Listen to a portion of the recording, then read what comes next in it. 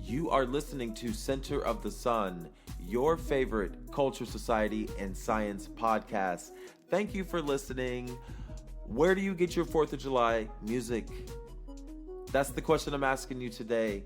I'm sharing with you on this episode a new app that I use called Mixcloud. I'll tell you more about it later. It's the perfect app that I think will be great for a 4th of July celebration, a 4th of July music mix. I'll share with you my playlist there, also on Apple Music. Speaking of which, Drake. Yes, Scorpion is out. Finally, I'm going to give you my take on the album, the rumors surrounding Drake that I'm seeing on Twitter, kind of pissed. That's okay. And then I'm going to give you my top 5 tracks from the A and the B side. Thank you for listening. I am CentralSun21 on Twitter. Let's get started with the news. Or like I call it, society. Society.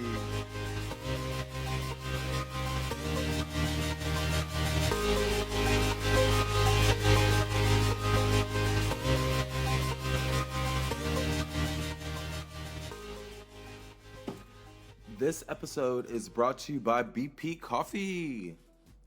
Actually, no, it's not, because that's not a thing. Pardon me. So I'm navigating to the New York Times website. Very nice website. Looks just like a damn newspaper, but I have a subscription to the New York Times, and I have not read it today. It is Sunday, Center of the Sunday episode.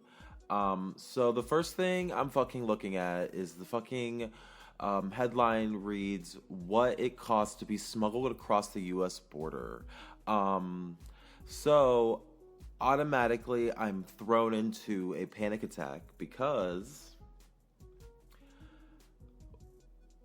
we're at this precipice of policy. This is like this intersection and this precipice, like this point, this high point of just like terrible decisions made by our government. And the most maddening thing is the children that are being affected. And because I know that foster care, our foster care system for American children is already fucked up, let alone the detention system that funnels children into foster care or whatever they're justifying all this for.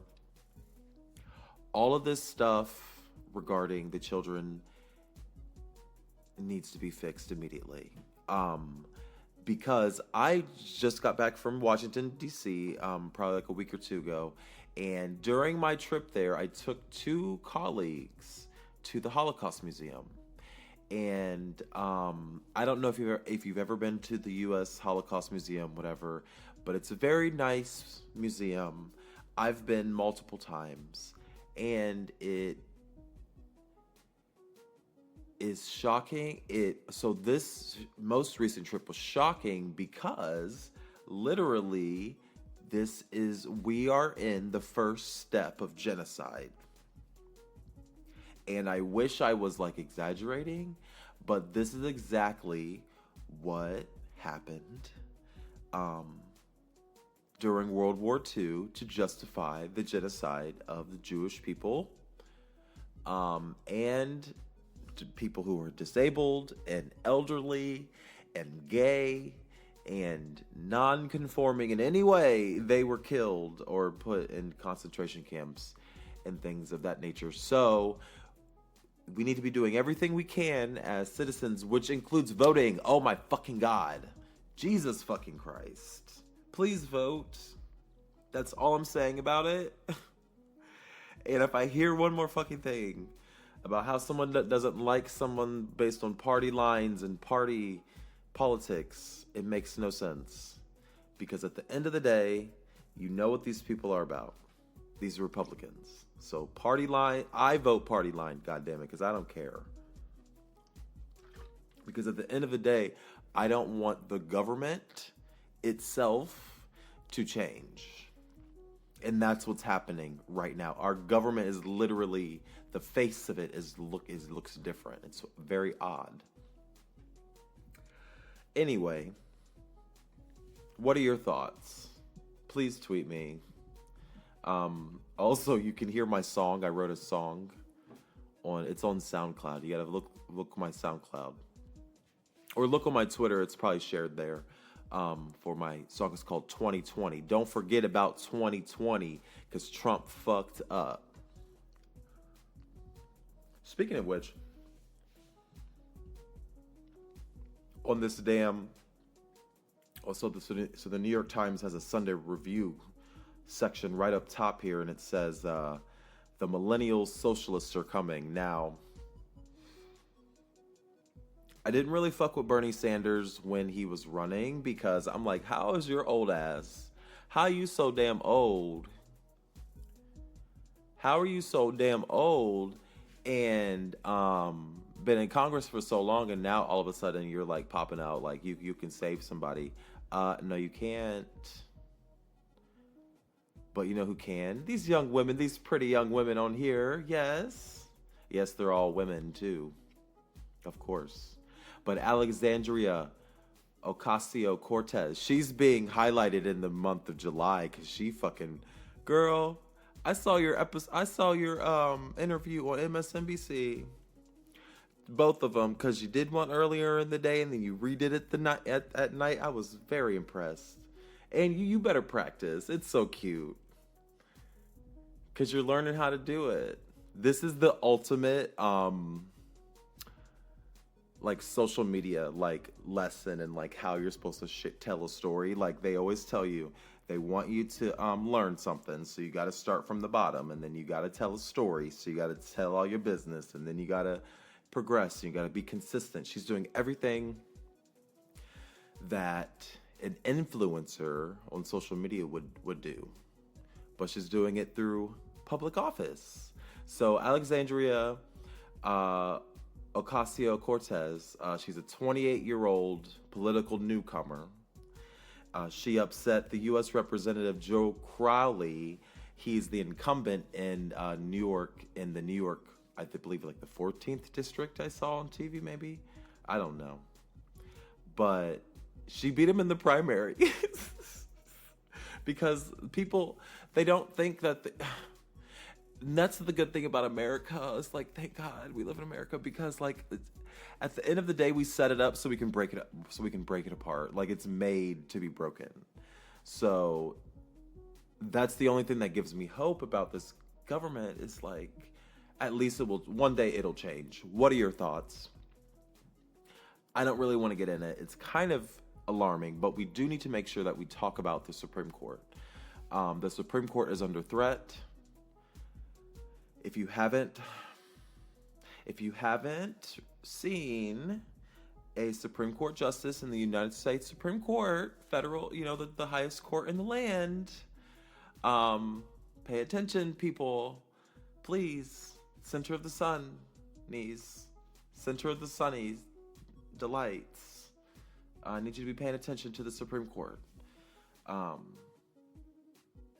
We can't let Trump get another judge, especially because Obama didn't get another judge. But I think he appointed two. I forget. Two of those women. I know he did two women. Oh yeah, Hispanic woman and the other woman. You better do that, Obama. Get your... Yes. What's going on under science? New York Times Science. What's going on here? Ooh, the evolutionary origin of descending testicles. Oh my God, have you ever seen the Danish Girl?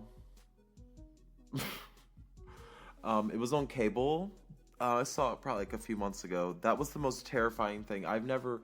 Imagine having your testicles removed without anesthesia and without pain medication in like the 1920s.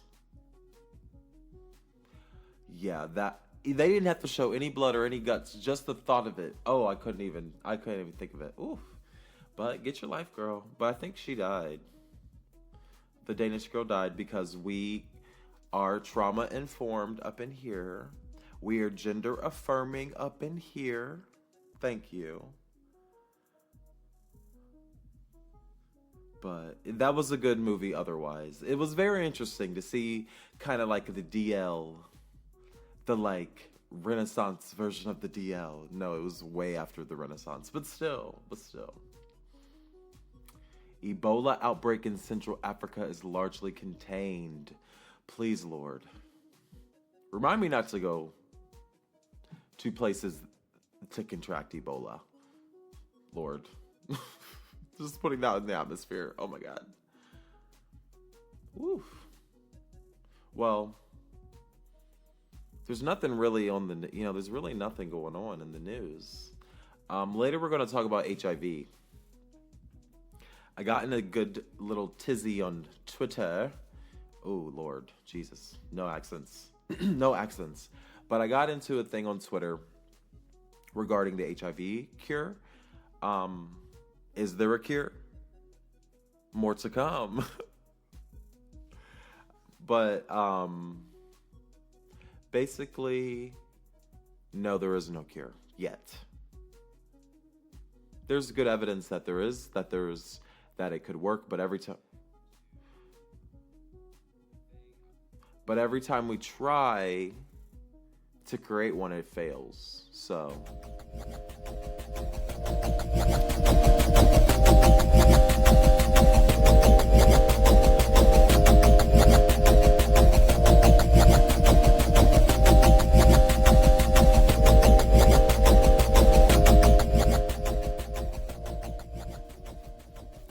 all right. Have you ever been to Detroit? It's a very interesting land. I went to Detroit about 2 or 3 years ago. When was Formation tour for Beyonce? That's when I went to Detroit. I saw her tour, and Detroit's always struck me as an interesting place, not only because it's like the Motor City or whatever, so like it's known for like Motown or like music and Motown and cars and Ford and all that kind of stuff, but it's also known for music, house music very specifically. So whenever I go to Detroit, I always make it I always try to immerse myself in stuff like that in terms of house music and making sure I'm up to date. So for the 4th of July, why am I saying so much? Goodness gracious. For the 4th of July, it is common that people listen to music. I'm making a point, I promise. I promise I'm making a point. It's just hard to, I don't know, talk about right now. I don't know, it's very hard for some reason. But Mixcloud.com is a site that I use that I found not only for, they made their little logo gay, not only for uploading my podcast, but also because I guess it's a big site for DJs. So one of the best things that I like to do, so when I go to Detroit or I go to a different city, one of the most fun things I like to do is go see DJs and go dance. So Mixcloud is a perfect site. They are not sponsoring this at all. But I like the site, and it has all kind of shit on there, mainly European DJs, stuff that I don't even hear, that you don't hear over in the United States. So do you use Mixcloud? If you do, follow me on mixcloud.com/centersun21, just like my Twitter handle. One DJ that I wanted to talk about today was MIDI Mod, I believe. Lit as playlists. So Mixcloud only lets people put up like long stuff. So you can only put up stuff if it's like an hour long. Like you can only put up radio shows and DJ mixes like from the radio. Also, so I like that DJ. I don't know, is this Cyrillic? I don't know. But all these people that make all this rave music, because I love a nasty bass. I really do. Also, DJ Vadim is another Vadim is another DJ that I like. So this DJ is in the United Kingdom. Also, there are some very handsome men too that I follow. So if you want to, I would love to like date a DJ and just dance all night. Like, damn. A very handsome black DJ. I would love if you are a handsome black DJ. Hit me up, CenterSun21 on Twitter, or email me host@centersun21.com. Bitch. But anyway, Mixcloud is a good place to go. You can hear my podcast there. Also, you can see what I listen to, my favorites. They're listed right there for you. You can see my history. So sometimes I'll just click on stuff and just listen to it, and like, I love it because it's a whole bunch of different kind of mixes, and it's the kind of turn up music that I like that you can't really find on like Apple Music because everything is done by artists. So like, who puts it all together? DJs put it all together to make it sound good and like different stuff. So like, I like turning up. So Mixcloud, find me there. Link in the description of this podcast. Also, a good place for mixes is SoundCloud. I still hear stuff that I can never hear anywhere else because it's all fucking SoundCloud, and it pisses me off. And then I can never find it again. But anyway, also, you can follow me on Apple as well if you do that. I'm giving you a lot of places to follow me. I'm everywhere on the internet in terms of music because that's all I do. And if you want to hear some of my music, it's on SoundCloud. So anyway, Apple Music has a partnership with Drake. Yeah, thank God. Because if I had to wait for this damn album like I did for the Carters, which actually pissed me off, and now that I don't even want to hear it no more because they like make it exclusive when all I do is support and have supported. Like, my first concert like was Destiny's Child. So like, it's very common for me to listen to Beyonce and like Destiny's Child and like Jay-Z, but like to them to make it exclusive for what? That's not how any of this works. You're just doing it just to be an asshole. Therefore, I'm petty too. Petty boots. So the Carters really piss me off, and they can have whatever clout that they have. Good. But what I also do is I support other artists too. So even though I am a Beyonce fan, I'm probably more of a Drake fan because Drake, I just identify with Drake more because I guess he's a black man that speaks white. I don't know. That's the only thing that I could think of. I'm also identifying with Drake in other ways. So for this culture segment that I'm about to have about Drake's album, which I absolutely loved, speaking of which, let me pull it up. Because I'm like, what in the world? Let me pull up. So, what did you think of the album? What did you think of Drake's new album? I loved it. Drake, see, but I like all of Drake's music, all the way from his mixtape until, what else did Drake do? Like Views and, damn, what are the other, More Life. I loved More Life. More Life, introduced me to, British rappers. No idea, whatever. Views was a good breakup album. Nothing Was the Same was a good introduction to like Drake as like a mainstream rapper. If you're reading this, it's too late. I loved. That might be my favorite album. Take Care defined New York City for me. And Scorpion, now we're at Scorpion. Considering the other albums, this one actually pissed me off because I like Drake. And I like the fact that Drake, so the one thing that I always loved about Drake is that on Apple Music, he has his own section called Post Drake R&B or something. He has a whole section. He has his own genre, and that's always intrigued me because he did create his own genre. And this album, just the simple fact of the description, where he's like qualifying, being like, yeah, we know, like, it sucks, like, Drake sucks, but you're still gonna buy it, like, yeah, we know, like, him qualifying that, like, kind of pisses me off, because I know that he cares about the criticism. And the one thing that I always loved about Drake is he always made it his music, he didn't give a fuck. Singing, rapping, whatever, he didn't care. This one, he cares. And I'm a little worried. And it makes me think about one's self-esteem, especially someone like Drake. He's such a pretty man. Like, I've never looked at him and never been like, wow, and I've always been like, wow, he's just like, and he looks great. And he's not even like astounding, he doesn't have anything particular about his features. Like, he's very, if you look at him, he's just like every other light-skinned man, but it's just something about his like essence seems wholesome.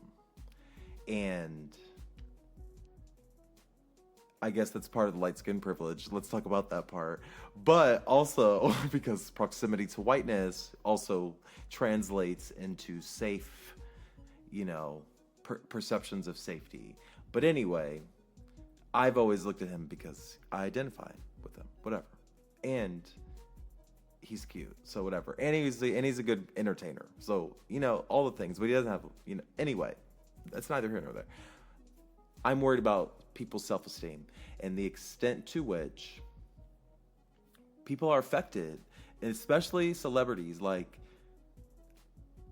I knew this was going to be a good album, but like the fact that it's like 3,000 tracks long and spans his entire ability, musical ability, singing, rapping, sampling, beat making, all those things, he had a hand in it, because people always criticize him for whatever thing, and he's addressing it in his music.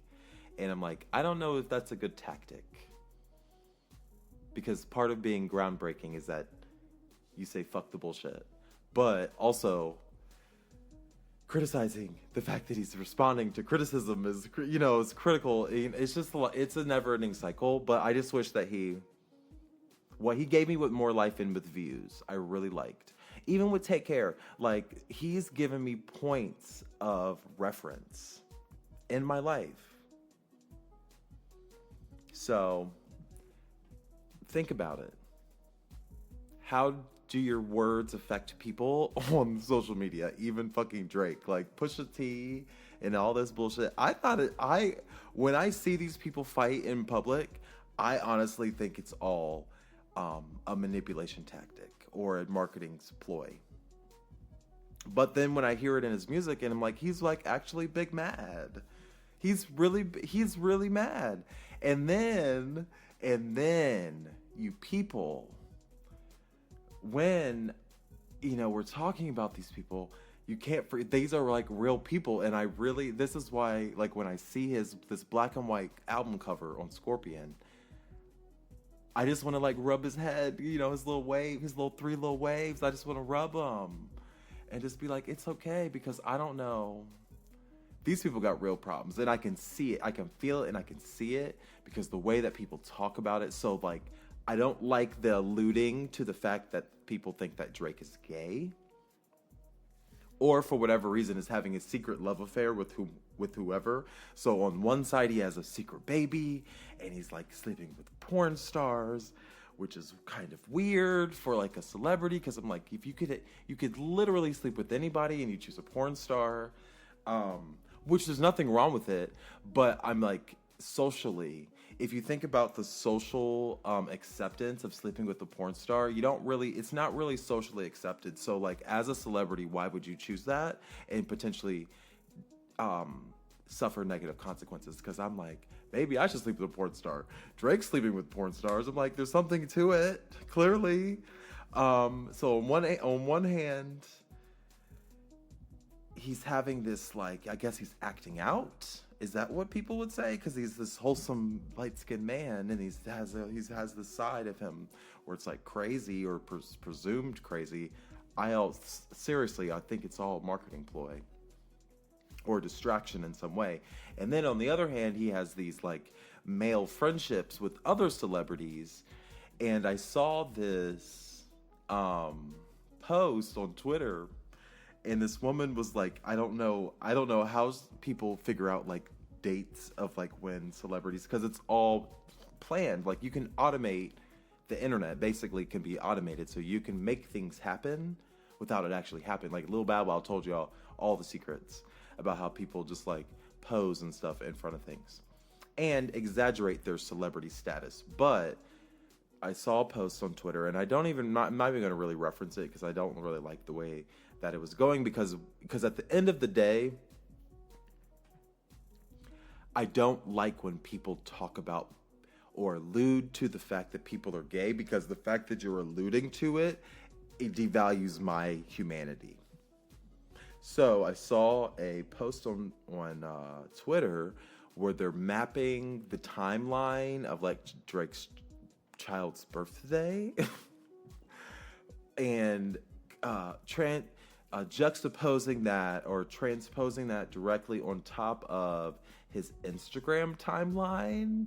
And apparently during his child's birth, or the formative years of his child's, or the formative days after his child's birth, he was not present. He was actually visiting someone in the hospital, some other non-family member in the hospital. So people are like, ooh, look at this. And they're like, ooh, yeah, like, it's weird. So, but at the end of the day, what I've observed from being gay myself, interacting with secretly gay people, and working and knowing firsthand the behaviors that coincide, the negative health outcomes that can coincide with being secretly gay, I don't have any tolerance for it. So I'm basically telling you that anytime you try to make fun of somebody who is publicly straight, and you try to make fun of them for being secretly gay, or allude to the fact, you are literally negating and delegitimizing people's humanity who actually are openly gay. You're saying that, oh my God, it's so bad being gay, he's secretly gay. Or like, you're making it seem like it's bad, when it's literally just like someone's sexual behavior, and literally no one will be honest about their sexual behavior if you keep shaming them for it. So straight men will never tell you the truth. You always have this problem with DL people because you never get the truth, because you keep making people lie. You keep putting people in a position to lie because you make it seem like being gay is so bad. It's not that bad. It's actually really fun. Dumb bitches. Mainly women. They love doing that shit. Men, it is what it is. But I think women just keep throwing little drops of gasoline on the fucking fire. And I'm like, even if the man is secretly gay, he's never going to say it. Because you make it seem like it's the end of the world. Or you keep bringing it up. Let him do what he does. These are real people. Anyway, my top 5 tracks on the album, I could probably find them. Do I have top 5? Maybe. Mob Ties. Yes, Mob Ties is my shit. Let me type that up because it is like really weighing on me. Mob Ties is good. Also, what else is good on this album? In My Feelings, of course. This is going to be a hit. In My Feelings. Is this the one with Mariah Carey? I don't think so. No, that's Emotionless. That is a good one too. Emotionless. You gotta listen to this album. You got to. Emotionless. Also, Doesn't Matter with Michael Jackson in it. Loved it. Doesn't Matter. Featuring Michael Jackson. I'm typing these down so I can put them in the description. So you can browse at your leisure. So my favorite side, B-side was my favorite. And I know I'm gonna love. I'm scratching. Sorry. I know I'm gonna. Oh, Finesse. Finesse is a weird song. Finesse is one of those songs that give me a little bit of pause. Let me know if you have the same feelings. And honorable mention. Honorable mention. Nice for What? Because that's just my shit. So, let me know what you think. Okay, honorable mention. Nice for What? Oops, I'm knocking my headphones off. Nice for What? What are your favorite tracks on the new Scorpion album? Tweet me, CenterSun21 on Twitter. You can email me, host@centersun21.com, or follow me anywhere podcasts are listened to. Leave a comment there. Thank you for listening. And we're going to come back with, yes, you guessed it, my section or my snippet entitled, What Have You Heard About HIV? We're going to be talking. We're going to start a little series because I got a little tizzy on Twitter about HIV and the vaccine and the cure. And do y'all even know what HIV is? Well, luckily, this is my day job, so it's what I can talk about today. See you soon. Or hear you soon, or whatever. Anyway, well, I'll be back.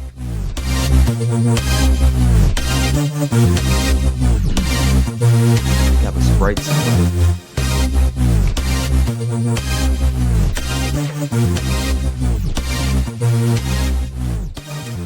White Castle Sprite. But,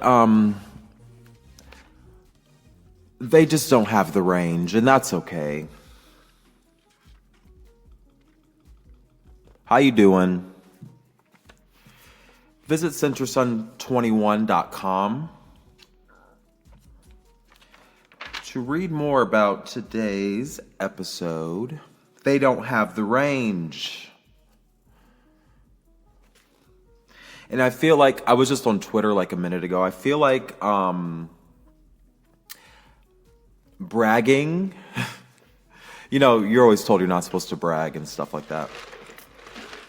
But, excuse me, I had to take a drink. But you, like, your mom tells you not to brag and shit like that. Which is fine to, like, tell children, but you know what? Now that social media is so big, I actually find it funny because we've been taught so well to not brag, and it's been stigmatized so much that a lot of people don't recognize what they're doing. And it's funny, and I think it's kind of cute. Because you can tell people are really well-intentioned, and they just don't have anything else to talk about. But that's exactly why I wanted to bring it up, because you're allowed to brag. And typically people do it on social media where they'll like state something like, OMG, like I have this thing, that thing, and the other, and not only, you know, oh my gosh, like I'm so busy because like so many things are happening, and it's like, it's called humble bragging. Like being humble, but also bragging, or the appearance of, it's bragging with an appearance of humility.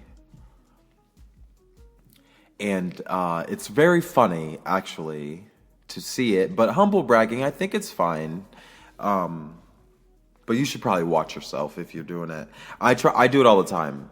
Like, oh my gosh, like, oh man, I have to spend so much money on my key fab for my Range Rover because it broke. Oh man, you know, kind of that kind of thing where people do. It's called humble bragging. It's fine. But when people do it on social media, it's like, really? Really, girl? Like, no one really cares that you have to clean your 12 pairs of expensive designer shoes or something. You know, no one really cares. But it's kind of like when you announce like otherwise meaningless details about your life. Like in any other situation, you wouldn't share certain things because it's meaningless. because there's no point in sharing something that's meaningless. But then it got me thinking, like, why do we have this compulsion? Excuse me, Sprite. This message is brought to you, or not brought to you, by Sprite and White Castle. It's not brought. They're not the sponsor. But anyway, then it started getting me thinking about how I interact with people. So, a phenomenon that I am realizing now. So my birthday is coming up in about a month. Ooh, woo! I'm scared to turn 30. I literally have an anxiety attack every time I think about turning 30, but it's fine. No one gets it. They just tell me to shut up. It's fine. But anyway, I started thinking about how I'm interacting with people. So in my current day job, I'm noticing now that I'm learning, now that I'm being valued and I'm working in a field that is actually challenging me, now I feel actually challenged. Now I'm starting to recollect on my development, on my education, my personal development, all those things, and how many times I've been kind of just inherently assumed, or how much I've had to teach myself. Let's just say that. And it's astounding, because, I dedicate this episode to the citizen scientists out there, because to have to teach yourself something, it's gratifying as fuck. It is so amazing. You feel so good. That's why I, want people to seek information. Whatever it is, whatever you're thinking about, I encourage you to think about it more and actually try to back it up with some concrete evidence or some sort of outside source or some other person that agrees with you. I think it's very important, because learning is a constant process, and really the only way to prevent aging in humans is to keep our mind sharp. To actually prevent the aging of the brain, or the detriments that come with the aging brain, or side effects of aging. You can combat a lot of that stuff with just mental, making sure you're staying up on your education. And actually, they're linking the lack of education in early childhood to Alzheimer's. There are several studies out there that are trying to figure out what's the cause of Alzheimer's disease, the disease that, let's look it up. I'm going to go to Safari, Alzheimer's disease. What is Alzheimer's? Let's try Mayo Clinic. It's the third thing. So the Alzheimer's disease is a progressive disease that destroys memories and other important mental functions. At first, someone with Alzheimer's may notice mild confusion and difficulty remembering. Eventually, people with the disease may even forget important people in their lives and undergo dramatic personality changes. Wow, that sounds pretty fucking scary. And the fact that it's slow, so you don't really realize it's happening until it's too late. And even then, if you did realize it, it wouldn't matter, because we don't know how to fix it. But Alzheimer's disease, Mayo Clinic goes on to describe, mayoclinic.org goes on to describe that Alzheimer's disease is the most common form of dementia, or cause of dementia, a group of brain disorders that cause the loss of intellectual and social skills. So I've heard, a lot of people, to prevent it, there is no proven way, but research into the prevention strategies is currently ongoing. The strongest evidence so far is that you're able to lower your risk for Alzheimer's by reducing your risk for heart disease. So those are linked. So you got to make sure your blood pressure, your high blood cholesterol, weight, diabetes also affect Alzheimer's. Wow, I didn't really realize that. But making sure that your cardiovascular disease, making sure the blood flow to the brain is always lit. Also making sure that the electrical activity in your brain is lit. So making sure that you're reading and writing every day. And being healthy, just being healthy. But anyway, it kind of was all prompted this. All of these connections that I'm making with Alzheimer's and like Twitter and like people bragging and stuff is like, it made me think about my own development because I didn't learn like everybody else traditionally learns. Like, you can't teach me steps. Like, you can teach me things, but I won't retain it. If you want me to retain something or critically think about something, you have to teach me topics in totality. I'm not very good at learning pieces of things. So like steps of something, I need to know what is the purpose of the thing before I learn the steps. And then I can retain it and critically think about what I'm doing and make adjustments and remain flexible. You know, all the things that make you good at your job. I need, but I just learn in a different kind of way. So when I think about like how I interact with people at work now, you know, and having to learn something new every day, like literally that is my days, like having my mind blown every day, which is good and I enjoy it. But at the same time, I'm pissed because I'm like, when am I going to just know, you know? I guess I just need to have patience. But because I don't learn like everybody else, and because I require more information than the typical person to do something, I guess it's proven as a detriment because people think you're dumb. Or also, let's not forget, I'm a black man. Let's not forget the racism aspect to it, because even though I went to good schools, was I taught properly or improperly because it was assumed that I was not smart enough because of my skin color. And I think that's actually probably once I think about that, I'm like, well, it makes sense now. Like, and it just gives me more power and gives me more reason to seek information, because I'm like, what you're not going to do is make me stupid and then assume I remain stupid. That's what I'm not doing. So, getting back to the thing I was talking when I started this, sorry, I went off on a tangent. When I was talking about bragging, though, because I've had to teach myself a lot of stuff and then have to unlearn the fact that I was not stupid.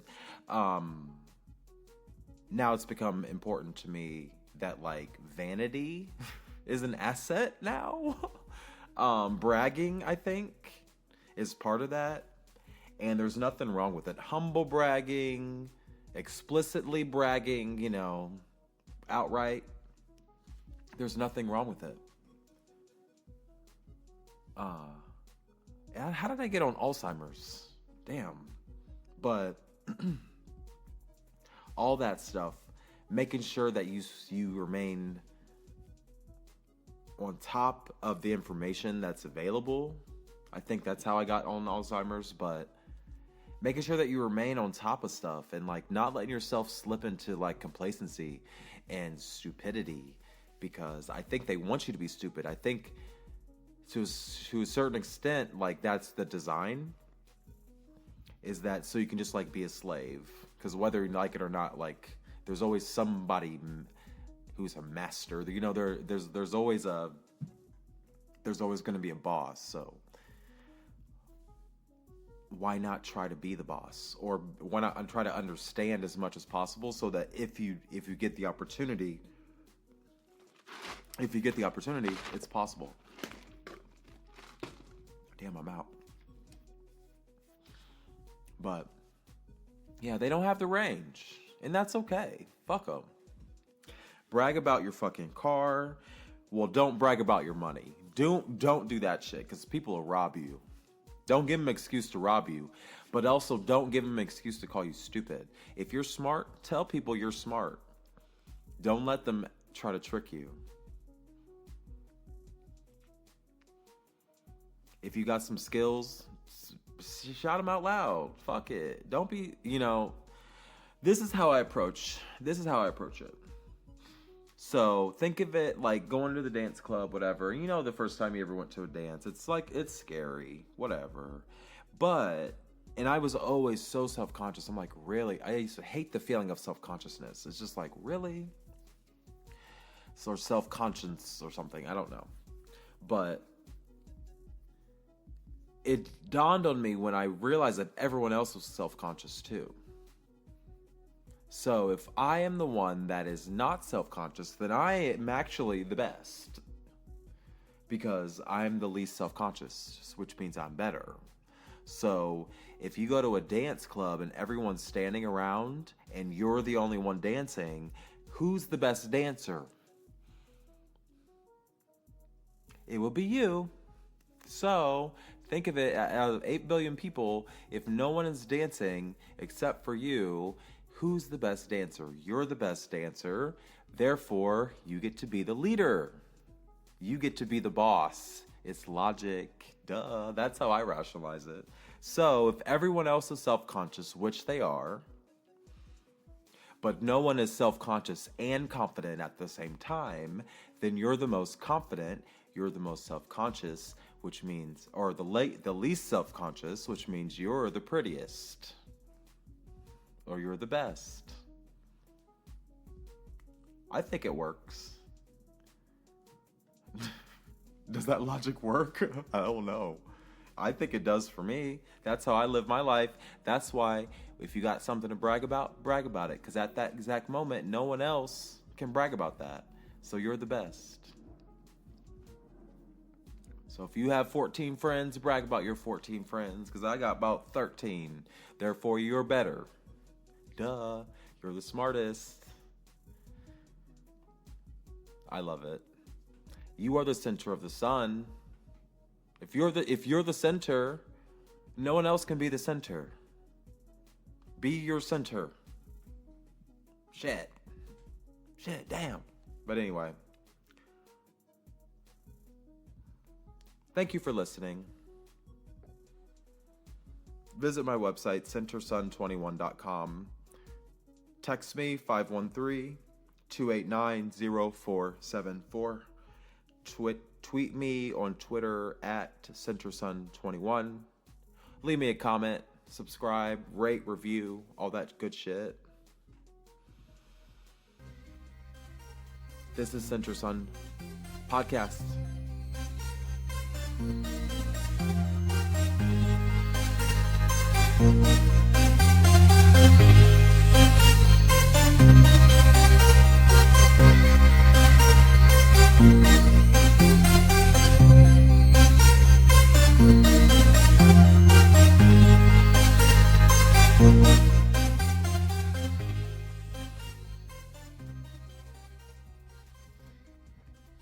All right. So what have you heard about HIV? That is the title of my segment right this minute. And I want to talk about it because, number one, young black men who are under the age of 24 years of age, young black men who have sex with other men, are accounting for the highest proportion of new infections. So, that's why I'm talking about that today. Every year, new infections increase in this group of people. And it's really under the age of 30 because nobody's wearing a condom, which is okay because the health department does recommend. The health department in Ohio does state that what's safe for one person is not always safe for the other. So you have to do what is best for you because everyone's body is different. So are condoms good for you? Yes, if you use them. And yes, if you use them properly, do you even know how to use a condom? The best tip I can give you in terms of using a condom is to leave an inch or a half of an inch of space at the top of the condom so that so you can catch the semen that comes out of your penis. So anyway, what have you heard about HIV? First of all, the only way to know if you have HIV is to be what? Tested. You have to go to the doctor to be tested, unfortunately. Also, you can get a test over the counter if you can't go to the doctor, but it's extremely expensive for what it is. You can go to the Walgreens or wherever and get a test or a quick test over the counter. Gets results back in 20 minutes. That antibody test you can use your oral fluid or you can use a little drop of blood, but it's not looking for the virus. And that's a common misconception about HIV tests, is that it's actually looking for your body's reaction to an infection. So when you're infected with HIV, when you have sex without a condom or share a needle when you're shooting up drugs or something like that, when you're infected with HIV or when you're exposed to HIV or if you acquire HIV, your body starts fighting it. And in order to fight it, it creates cells or these little fighter cells called antibodies, and those antibodies fight all infections, but specific to HIV, that the ones that are specific to HIV can be detected on the or a quick test. So the only way to know if you have HIV is to be tested. When you get tested, we're not looking for the virus, we're looking for your body's reaction to an infection. Because a lot of people think, oh, you're giving me HIV. No, no, it's not happening. We're looking for your body's reaction to an infection, and your body reacts in a very specific way to HIV. So that's what they're looking for. If that test comes back reactive, if there is a reaction, then that warrants further testing and probably medical treatment. And at the very least, counseling. Risk reduction counseling, because there's other ways to reduce your risk for HIV other than a condom.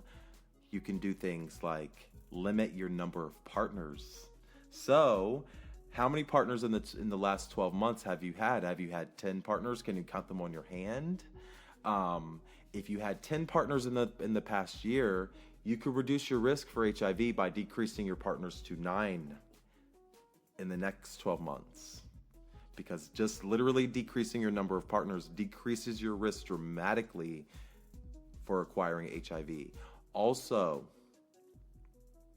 when's the last time you talked to your partner about HIV or about STDs? Do you even know that HIV is an STD? What is an STD? An STD is a sexually transmitted disease. Sometimes people say STIs, sexually transmitted infection. Those infections normally are easily prevented. That's why they're in their own little category, STD, because they're normally only passed through sex. So how do you prevent STDs? You talk about them before you have sex. And yeah, it's really hard. It's actually really awkward. I barely talk about STDs before sex. But if it works for you, do it, please.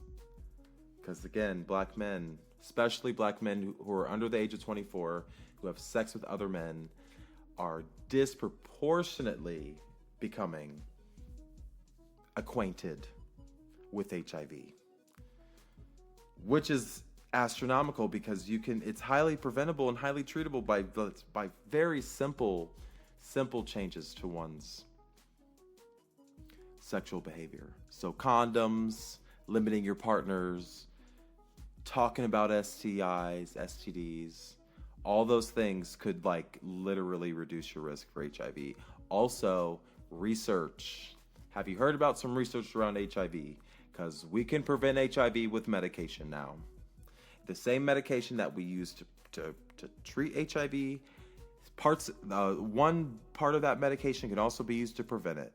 And now we're looking at long-term injectable versions of treatment and prevention. And now we're looking at cures, and now we're looking at vaccines. You need to become engaged.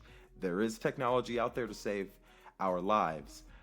Are we taking advantage of it?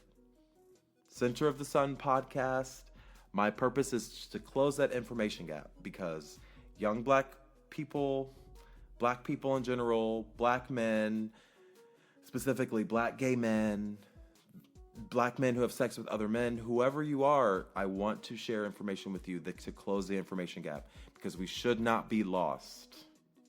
We shouldn't be ignorant to a lot of these things. And I talk with people every day. So, thank you for listening. You can follow me on Twitter, all the places. If I'm not in a particular place, please email me, host@centersun21.com. Visit www.centersun21.com for all the links, all the ways to subscribe. You can also text me. I forgot about that part. 289 or area code 513-289-0474. Secure line, exclusive to the podcast. I don't even type the number anywhere. You literally have to listen to the podcast in order to get the number. So text me to get on the exclusive list. More to come. Area code 513-289-0474. Thank you for listening. Have a great day. And I'll see you next Sunday.